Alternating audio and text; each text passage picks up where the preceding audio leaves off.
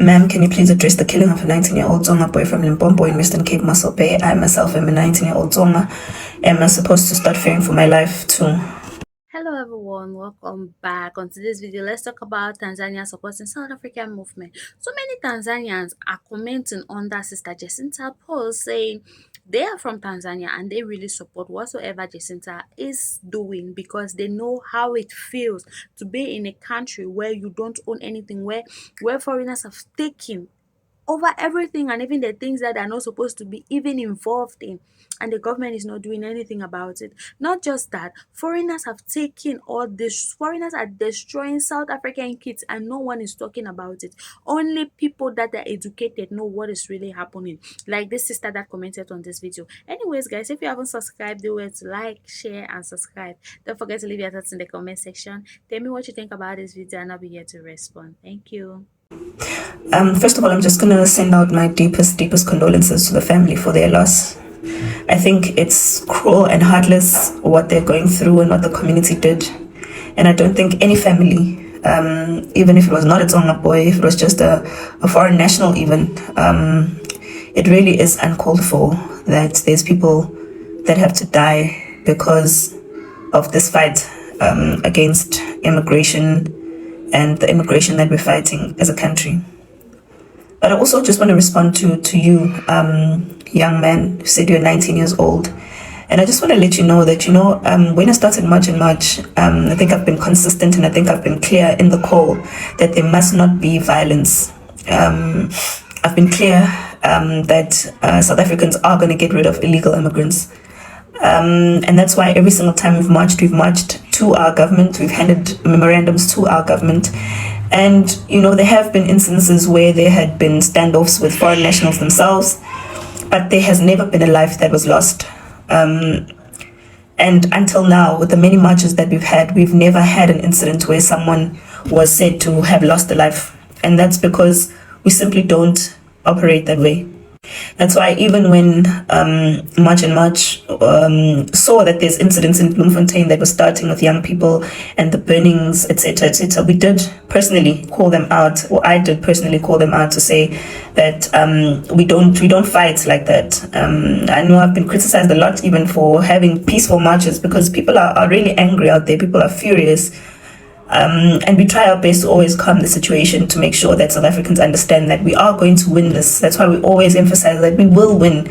We don't want them to feel like this is a lost cause and that they have to resort to feeling disheartened or angry or give up or, resort to other things, because we will win. Even by following the law, we still will win. And I want to let you know, young man, that it's very sad to have to account when things go bad, but never account when things are going well, because I think there was recently even a drug bust of about 1 billion rand where people were saying, March and March, you did this, and everyone came out in numbers to say, no, this is not March and March. What did they do? They didn't do anything, blah, blah, a lot of things, where people start getting jobs and others start getting rid of criminals in their areas, some of them taking back their tuck shops, and every time people are saying that's not March and March is doing. But now when something goes wrong, people are quick to say it's our doing. I must say it is disheartening, but then you think, how is this our doing? We've never been to Muscle Bay. We don't know the community of Muscle Bay. We've never interacted with them. We've never seen them or encouraged them in any way. We've had several marches. I mean, we've got members in different places, and our members are clear on what protocol to follow from the minutes they apply for the march to how they interact with the police, etc. We've got a way of doing things. Even when we're going out and requesting for operations with the police, we write letters, we formalize everything, and I mean, for the many marches that we've had, we've had many marches across the country in different places. We haven't had incidents of violence or death. And that's not by coincidence. That's because we've organized ourselves in a way that allows for that to happen. But unfortunately, it's very sad when things like this happen and then they become our fault. And, the people that have been waiting for something negative to happen quickly attribute it to you as a movement. There's communities who are living with foreign nationals who have their own frustrations that have nothing to do with us. There are communities who've been marching on their own without March and March. It doesn't mean every single march that's out there on the street is organized by us, but in our messaging, since we've started March and March, we have never advocated for violence. And I really wish that when people hold us accountable, you hold us accountable for the things that we've said, for the things that we did. Don't hold us accountable for whatever you think is our fault, or you just want to have an I got you moment and you want to prove that, oh, this thing, Vela wasn't in support of it, it's nonsense, so therefore I must call them out for even things that are not things that we stand for. So I'm asking you, please listen to what we say. This thing is not about tribes. It's not about skin color. It's not about race. It's not about any of that. It's about us as citizens saying we want our government to enforce our immigration laws as a matter of urgency.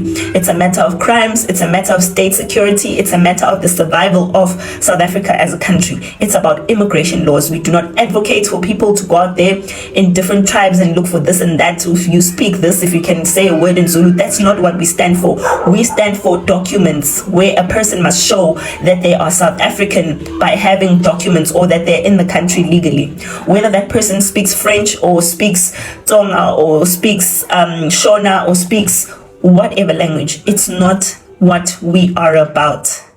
We are advocating for people who are in this country to be here legally, to be abiding by the laws of the country, and for them to respect South Africa. So anything else is not in our mandate. It is outside our mandate. You have never heard us mentioning or singling out any tribe. We have been hell-bent on saying we will go to every single province, regardless of whether it's a province where there's one Zulu or three. It's not about Zulu people. It's not about anything like that.